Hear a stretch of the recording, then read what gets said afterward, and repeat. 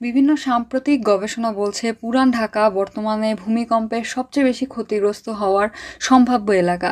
রাজুকের disaster risk sensitivity land use planning study অনুযায়ী পুরান ঢাকার ৭২% ভবন মাঝারি থেকে অত্যন্ত ঝুঁকিপূর্ণ, যা ৬.৫ মাত্রার বেশি ভূমিকম্পে ধসে পড়তে পারে।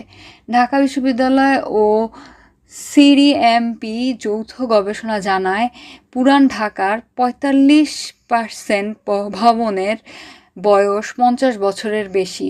এর মধ্যে ৩১% ভবন অবৈধভাবে অতিরিক্ত তলা যোগ করা, কমপক্ষে ৬০% ভবনের কোনো ভূমিকম্প সহনশীল কাঠামো নেই এবং এলাকাটি সড়ক সংকীর্ণতার কারণে উদ্ধারকারী বাহিনীর প্রবেশযোগ্যতা মাত্র ২০%।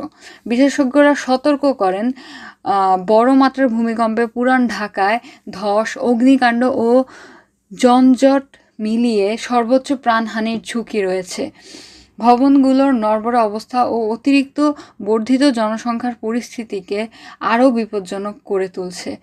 সেই কারণে দ্রুত ভবন অডিট, ঝুঁকিপূর্ণ স্থাপনা পুনর্গঠন, জনসচেতনতা বৃদ্ধি এবং জরুরি সেবা সক্ষমতা উন্নয়ন, এই ৪টি পদক্ষেপ নেওয়া ছাড়া পুরান ঢাকার বিপর্যয় রোধ করা সম্ভব নয় বলে বিশেষজ্ঞরা মন্তব্য করেছেন।